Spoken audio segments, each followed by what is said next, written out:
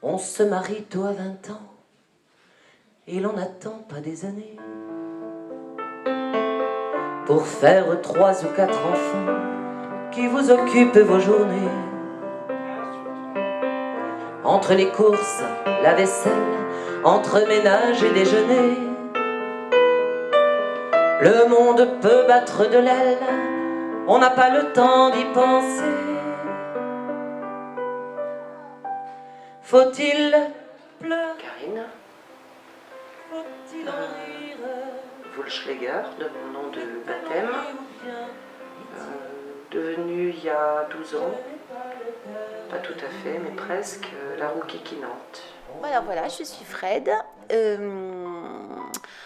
arrivée dans le Gers depuis exactement 2 ans et depuis 2 ans créatrice de bijoux. Je suis Adelmette, je suis en cours de création du Papini qui est en phase test depuis 1 an en coopérative d'entreprise et je modèle de la porcelaine froide. Alors, je suis Valérie Hoffmann, j'ai travaillé pendant 20 ans dans la fonction hospitalière, j'ai pris ma retraite avec l'arrivée de mon 3e enfant, voilà. Et j'ai toujours fait de la couture, j'ai été initiée par ma maman et ma grand-mère. Et partant de là, par le biais de la maîtresse de mon fils, je suis rentrée dans le monde médiéval et j'ai commencé à faire les costumes de la troupe. Et puis j'ai travaillé avec un château, on a fait des banquets médiévaux, des stages de cuisine médiévale et c'est comme ça que j'ai commencé à étoffer mon stock de costumes. Voilà, et j'ai donc maintenant le statut de costumière en auto-entrepreneur. La mer sans arrêt roulait ses galets, les cheveux défaits, ils se regardaient. J'ai trouvé ce nom rigolo quand on a commencé à tourner avec David. Il aime m'appeler la rouquine en kikinante. Donc j'assume, j'essaye de jouer mon rôle du mieux que je peux, voilà. Mais j'ai trouvé ça rigolo. S'ils buvaient l'eau de leur visage, et c'était comme si tout recommençait. C'est un duo, ça a été parfois un trio ou un quartet, ou ça sera peut-être autre chose dans l'avenir. C'est en tout cas moi et David qui aimons donner à entendre des interprétations de chansons d'une façon différente que les originaux. Voilà, c'est ce qu'on appelle être interprète.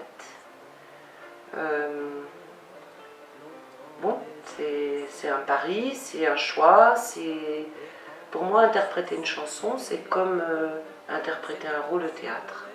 C'est une émotion. Au lieu que mon rôle dure 2 heures au théâtre, il dure 3 à 4 minutes dans chaque chanson.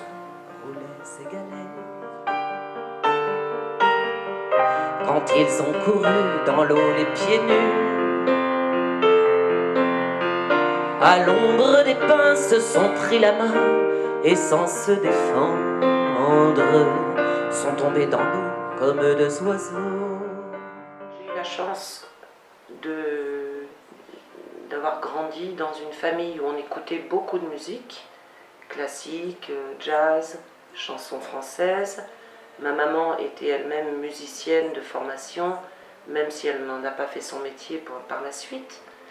Donc j'ai quand même eu cette chance-là d'être bercée tout au long de mon enfance et de mon adolescence et de mon jeune âge adulte par la musique et la chanson. Maintenant, je n'avais jamais envisagé d'en faire quelque chose de façon professionnelle. Non, c'était une passion, c'était un plaisir, c'était avant tout ça. Et en fait, mon père, lui, les parents de mon père étaient comédiens tous les deux. Mais c'était la galère. Mon père, lui, en tant qu'enfant, il en a souffert. Donc à la maison, il ne fallait pas parler des artistes. Les artistes étaient interdits de séjour à la maison. Donc pour moi, c'était un monde à part, un monde qui n'était pas... C'était pas un rêve pour moi. Jamais je me suis dit, un jour, j'aurais envie de chanter devant des gens. Jamais. C'est venu totalement par hasard, et c'est là où David intervient. C'est que, en 2001, quand on s'était rencontrés déjà depuis 2 ans. Il jouait beaucoup au billard et il s'entraînait à Lectoure, à la brasserie Le Bastion. Et un soir, Jeannot, le patron de la brasserie, lui a dit « J'en ai un peu marre des soirées karaoké, des soirées disco, je voudrais une vraie soirée chanson française. » Et là, David, ni une ni deux, lui dit « Ma copine, elle chante très bien. » Voilà, voilà. Donc je me suis retrouvée un peu plongée dans cet univers-là, sans vraiment l'avoir envisagé, sans vraiment l'avoir choisi, sans vraiment l'avoir prémédité. Et puis j'en suis pas ressortie, j'y suis toujours. Donc c'est que ça doit me plaire. À perdre la raison, aimer à n'en savoir que dire, à n'avoir que toi d'horizon, et ne connaître de saison que par la douleur du partir, aimer à perdre la raison. Du jour où je me suis retrouvée sur scène à chanter devant des gens et être applaudie, qu'est-ce que ça veut dire? J'avais peur, j'étais tétanisée, je suis d'ailleurs toujours tétanisée par le trac. Donc j'ai essayé de comprendre tout ça. Qu'est-ce qui faisait que j'avais envie de revenir quand même sur scène, malgré cette peur, malgré voilà, toutes ces difficultés. Et j'ai compris par un travail personnel, j'ai compris que ce que j'aime en fait, c'est de partager et de transmettre. Donc je crois que pour moi, chanter, c'est pas tellement faire des exploits techniques au niveau vocal. Ça m'indiffère totalement. Ce que j'aime, c'est donner à entendre des interprétations différentes de chansons connues, puisque je fais ce qu'on appelle de la reprise. Et c'est ça qui me plaît, c'est de pouvoir partager avec le public, qui est un moment d'émotion qui se passe.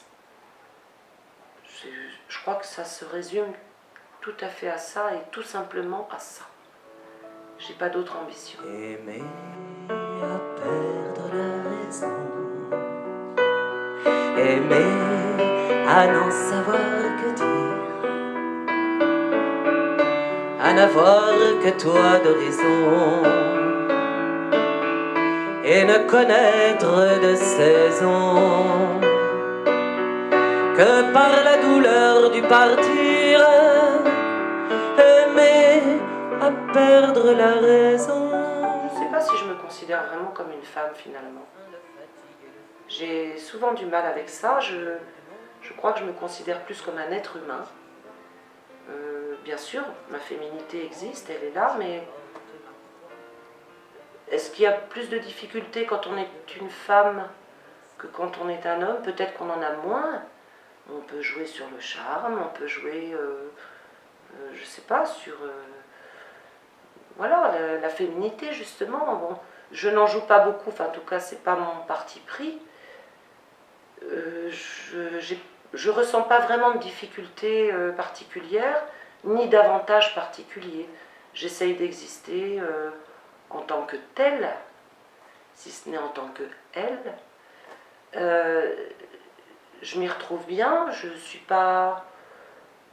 j'ai pas l'impression ni d'être favorisée ni d'être défavorisée.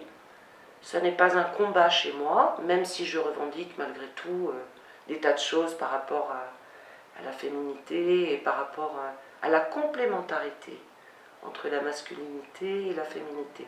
Plus qu'un combat, c'est juste un prêche peut-être pour plus de complicité, plus d'envie commune. Et je vous ai pas dit, mais si vous voulez emballer, c'est le moment. Hein.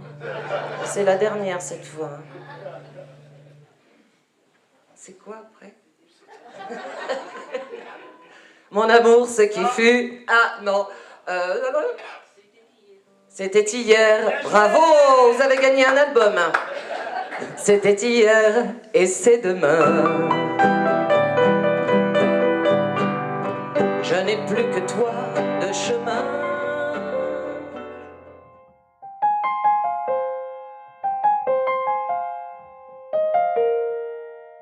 Alors en fait, j'ai essayé de travailler différentes matières, notamment les pierres, parce que j'aime beaucoup les pierres, j'aime beaucoup leur contact, j'aime ce qu'elles m'apportent. Ensuite, j'ai essayé de travailler des matières comme l'écorce, l'ardoise, les coquillages, les perles noires, puisque j'arrive de Polynésie, où j'ai vécu très très longtemps. Et je travaille aussi beaucoup le tressage et le fil d'aluminium. J'essaye de faire un petit mix avec tout ça.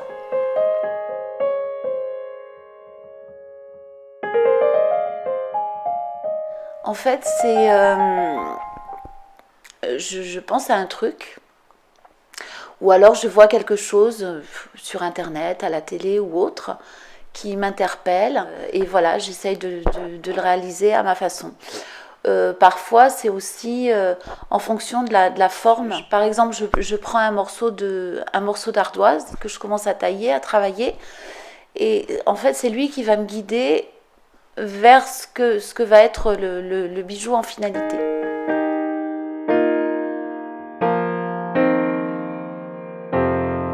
Pour tout ce qui est travail du bois et de l'ardoise, c'est assez long parce que c'est beaucoup de ponçage, de coupe, etc. Le tressage, c'est assez long aussi. Après, c'est vrai qu'il y a des petites choses qui se résument à de l'enfilage de perles, on va dire. Donc dans ces cas-là, c'est plutôt rapide, mais c'est pas ce qui m'intéresse. En fait, moi, ce qui m'intéresse, c'est de partir de rien et puis d'arriver à faire quelque chose qui déjà me plaît et qui, j'espère, plaît ou plaira aux autres.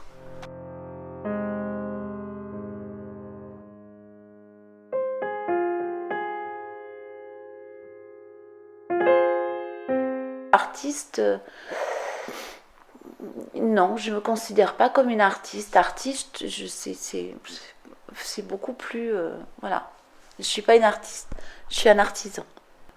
Ça nourrit pas son homme, mais au niveau de l'épanouissement personnel, ça c'est génial.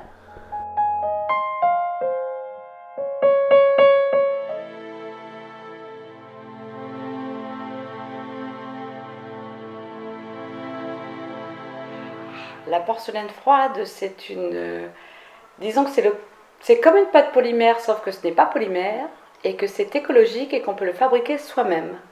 C'est une pâte qu'on peut modeler, qui sèche à l'air et on peut tout faire avec.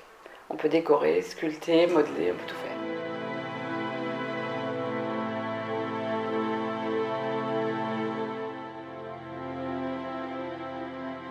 Disons que l'idée de départ, n'était pas de travailler avec de la porcelaine froide. L'idée de départ, c'est que j'ai eu un problème, disons, physique et que le modelage me permettait de faire travailler mes deux mains. Ensuite, j'ai essayé diverses choses en loisirs créatifs que je pratique depuis très longtemps. Et ce qui m'a le plus plu, c'est le modelage. J'ai essayé l'argile, la terre cuite, etc. Mais il y a beaucoup de problèmes de four, beaucoup de problèmes de salissure également, parce que c'est quelque chose de très salissant de faire de l'argile. Et finalement, j'ai découvert la porcelaine froide qui existe depuis une trentaine d'années en Amérique latine et qui arrive en France depuis 2008. Et c'est un produit écologique qui est très très agréable à travailler, qui ne nécessite pas de cuisson, donc de four spécifique.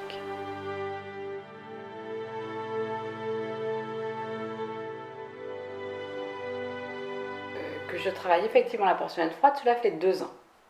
Je connais donc depuis longtemps, mais vraiment essayer d'en faire une occupation à part entière, un métier, cela fait 2 ans. Déjà le contact, la porcelaine froide, c'est quelque chose qui est très très agréable. On va dire que c'est très sensuel, c'est très agréable à travailler. C'est très doux, et puis fabriquer avec ses doigts, c'est une matière qui permet de fabriquer avec ses doigts et c'est fabuleux. Soit je vais carrément faire de la copie, c'est-à-dire je me promène beaucoup sur le net et je vois des choses, je dis ah ça si je le faisais comme ci, comme ça serait génial. Soit on me parle de quelque chose et j'ai envie de le faire, c'est-à-dire si on me parle d'Halloween, bon c'est vrai, je vois déjà la sorcière que je vais faire, ou la citrouille, ou n'importe quoi, mais ça me vient tout seul.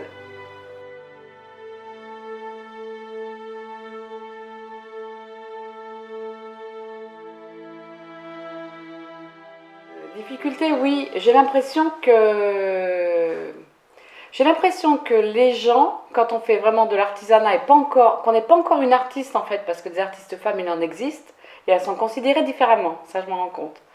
Par contre, tant qu'on est artisan, les gens ne voient que le côté loisir créatif, c'est-à-dire on s'amuse. C'est vraiment ça. Donc j'étais hier au plus des loisirs créatifs et je me suis rendu compte que les gens, voilà, c'est qu'est-ce que vous faites comme travail? Mais c'était pas ce que je faisais mon travail. Ça ne leur vient même pas à l'esprit, quoi, les gens. Pourtant, des gens qui sont intéressés par ça. Ça m'a drôlement surprise, ça, hier. Je suis dans le Gers depuis 94, l'année où j'ai eu mon accident. J'étais venue en vacances. Mais 3 ans avant, je suis venue travailler pendant... ça devait être définitif. J'étais venue travailler dans le Gers avec des amis qui étaient à Nice avant. Et je les ai rejoints ici pour travailler avec eux à Pouilly-Roclore. Et finalement, leur histoire a capoté. Ça a duré 1 mois. Mais c'était pourtant en septembre et il y avait du brouillard. Alors j'ai adoré le Gers. Et je me suis toujours dit, on reviendra. Et puis voilà.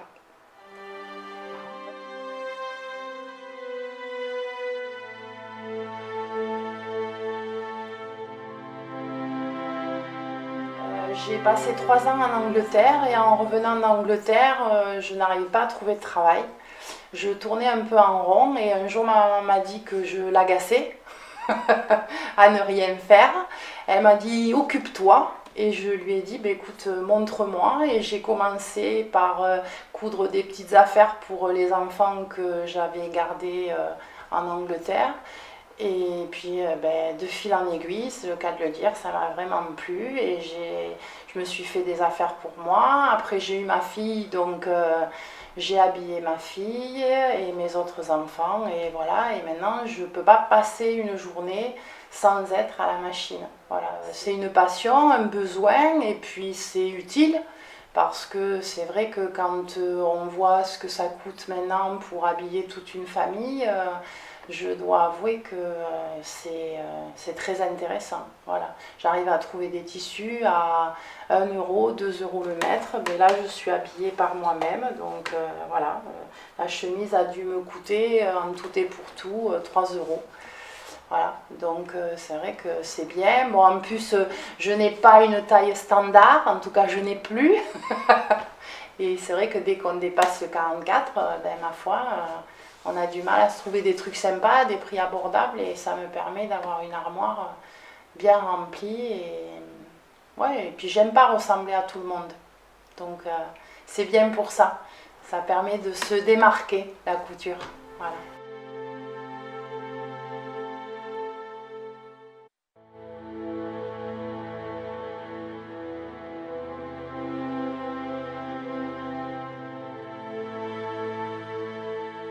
Après, c'est vrai qu'arrivé à un certain niveau, finalement, on se rend compte que la couture, t'as plus de femmes. Les grands couturiers ne sont que des hommes. Donc, c'est vrai que quelque part, je pense que n'importe quelle passion et n'importe quel métier que tu fasses, ça peut être aussi bien féminin que masculin, quoi. Et là, pourquoi, je sais pas, mais c'est vrai que la haute couture, t'as très peu de femmes, ce ne sont que des hommes. Mais pareil, en broderie qui est souvent complémentaire de la couture, c'était principalement que des hommes. T'as Pascal Jaouen en Bretagne, oui. Il fait des trucs absolument fabuleux. Mais il y a plein de femmes qui travaillent chez lui. Mais il y a beaucoup de femmes, oui, c'est clair. J'étais voir. Avant aussi, elle restait à la maison. C'est vrai que maintenant, il y a beaucoup de choses qui se sont perdues parce qu'on travaille, on est en extérieur. Avant, elle restait à la maison et c'était une des activités principales de la femme. La couture, la broderie, le crochet, le tricot. Mais ça revient énormément. Les blogs, je suis très étonnée. Moi, depuis que j'ai créé mon blog, il va bientôt avoir 2 ans. J'ai été étonnée de la moyenne d'âge. Toutes celles avec qui je corresponds le plus sont beaucoup plus jeunes que moi. Moi, je suis vraiment, je suis vraiment plus âgée qu'elles, quoi. Elles ont la trentaine, voilà. Mais elles prennent plaisir à habiller les enfants, à elles s'habiller. Et puis voilà, je pense que le contexte financier aujourd'hui... Alors après, bon, c'est vrai que moi, mon blog, comment dire, il vivote, j'ai pas les commentaires qu'a ma fille, mais c'est toujours dans cette idée de se démarquer. Par exemple, en ce moment, c'est super la mode du Liberty. J'adore, hein, je trouve ce tissu magnifique, mais j'ai dit que j'en ferai quand la mode sera passée. Voilà, je vois tous les blogs qui sont, quand ils mettent top blog ou blog à la mode, blog, comment dire, quand ils les mettent en avant, la plupart du temps, tu te rends compte que les minettes, voilà, elles ont cousu de A à Z, tu as du Liberty, tu as des fleurs partout. Ben voilà, moi j'ai dit, quitte à avoir moins de commentaires, moins de passages sur mon blog, mais voilà, je pense qu'il faut, ouais, il faut savoir se démarquer. En plus, quand on est artisan et qu'on sait faire de ses mains, il faut que ça reste personnel. C'est-à-dire qu'il faut pas que les gens te reconnaissent dans ce que tu fais, encore que c'est vrai que moi ça commence à être le cas pour les costumes. Les gens qui bougent beaucoup, c'est vrai que sur les médiévales, je retrouve d'année en année des gens et d'emblée ils me disent, quand on est arrivé sur la médiévale sans voir votre atelier, on savait que vous étiez là par rapport au public qui déambule, on a reconnu vos costumes.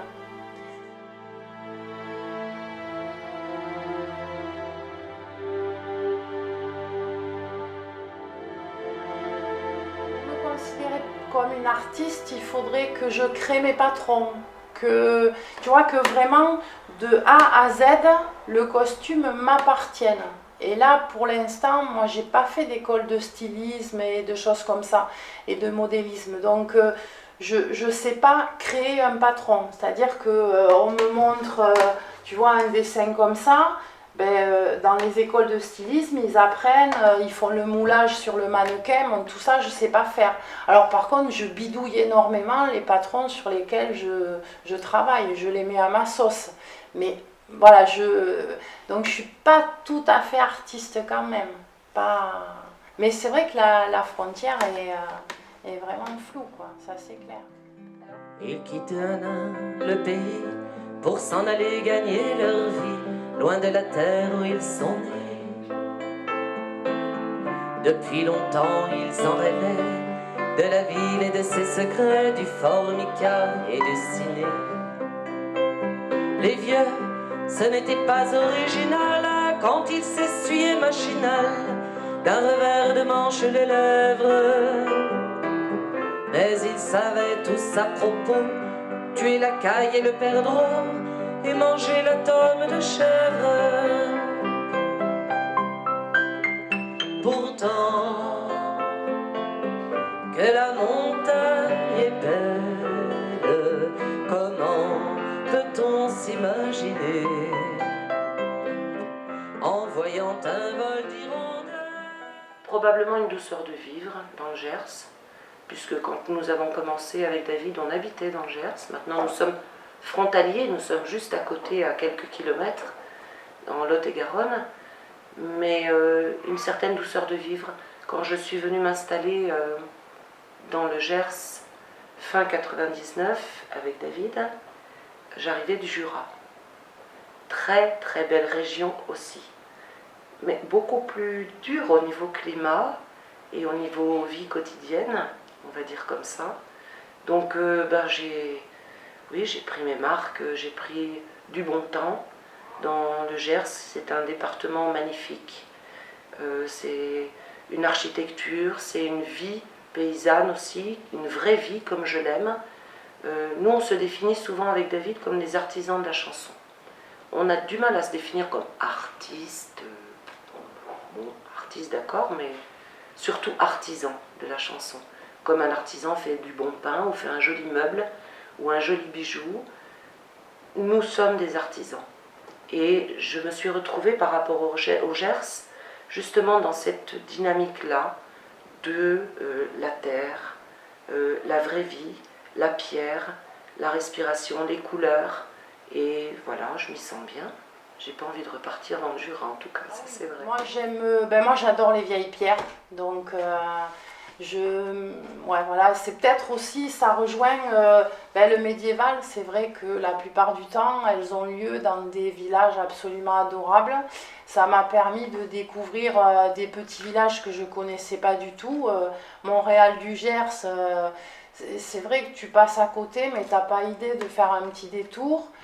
J'ai découvert plein de petits villages comme ça grâce à la Ronde des Crèches.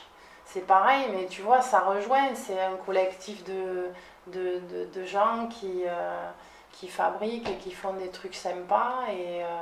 Ah non, moi j'aime beaucoup la région. Je trouve que ouais, on y est bien, quoi. Une super belle région, des gens accueillants, gentils, un climat top. Non, c'est magnifique. Moi, c'est ici. Moi, j'adore la campagne. Dès que c'est vallonné, alors Lot-et-Garonne, tout le monde aime bien le Lot-et-Garonne, il y a beaucoup de monde, il y a d'autres possibilités, mais c'est plat. Le Lot-et-Garonne est plat. Peut-être pour ça qu'il y a des grandes étendues de fruitiers et tout ça. Lot-et-Garonne, il y a 2-3 trucs un peu vallonnés, très peu.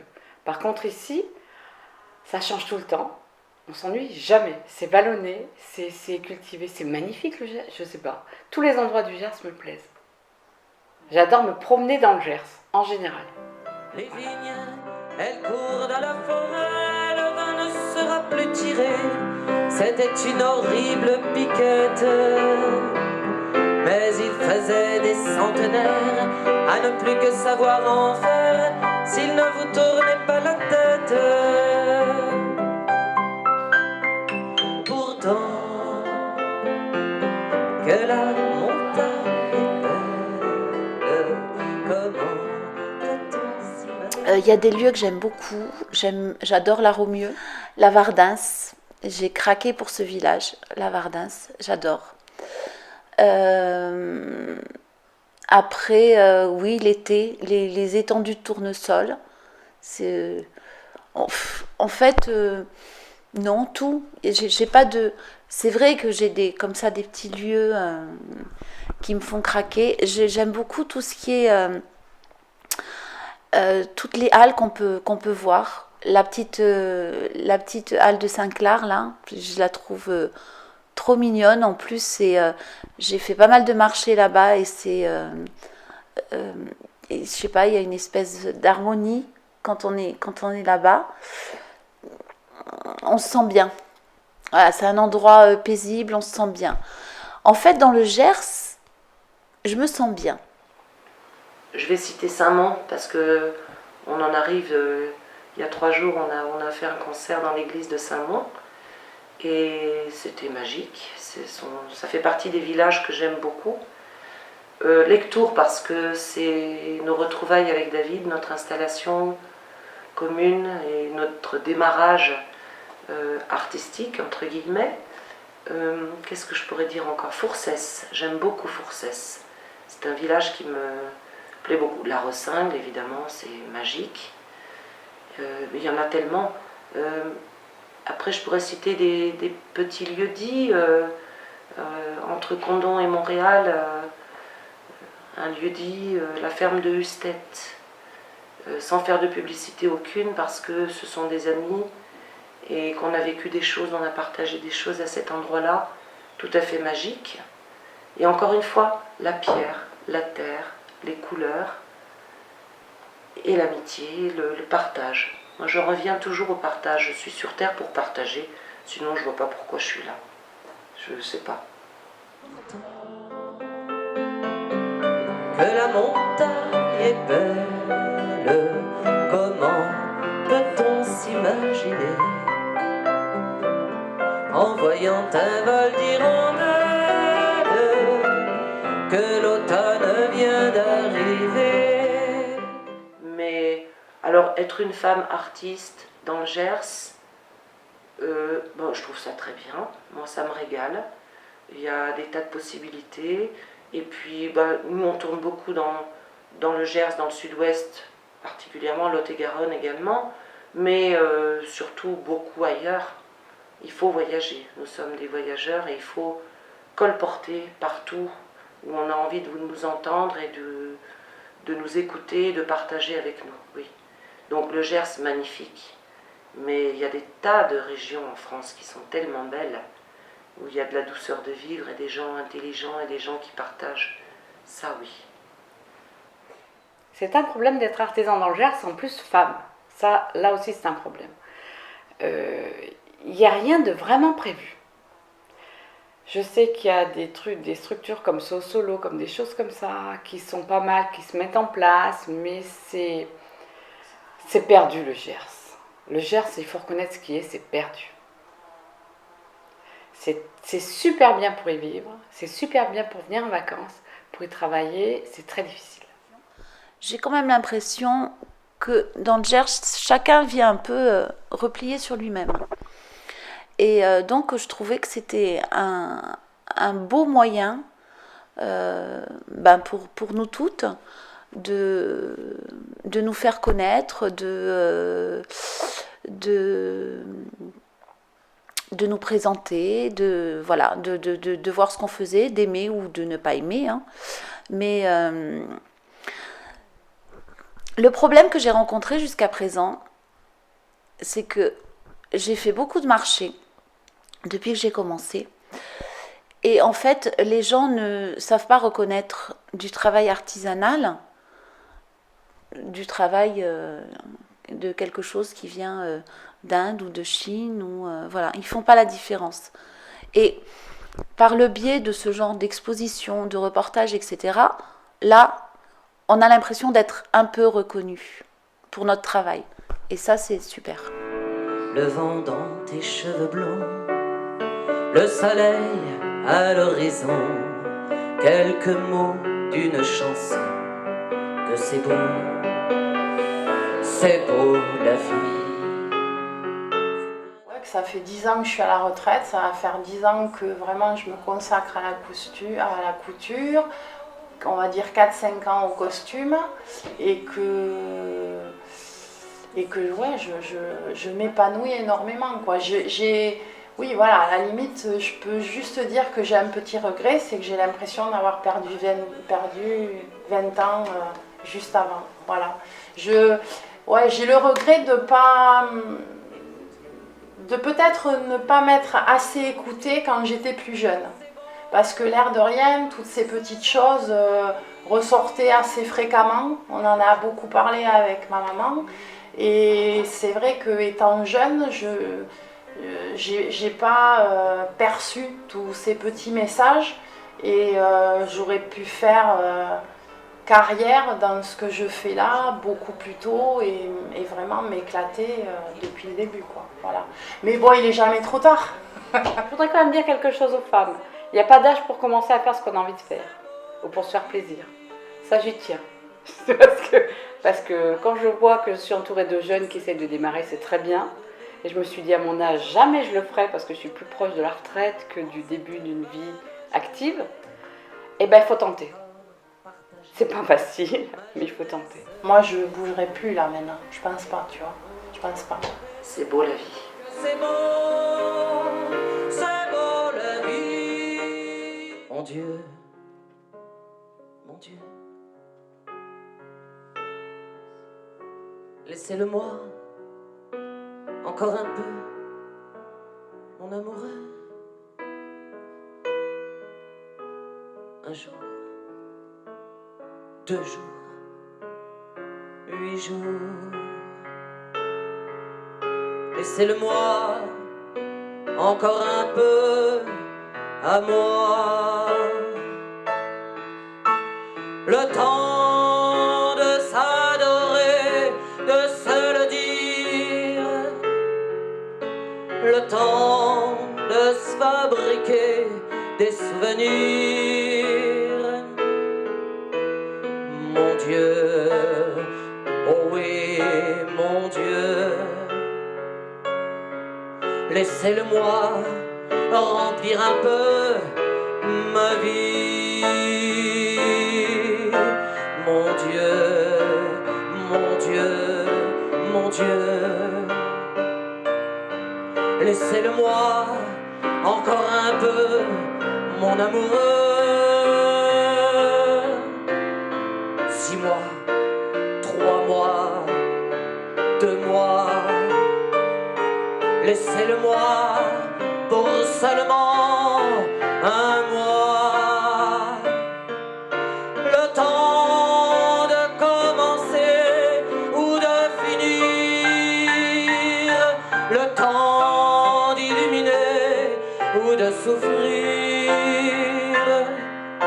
Mon Dieu, mon Dieu, mon Dieu, même si j'ai tort, laissez-le-moi un peu.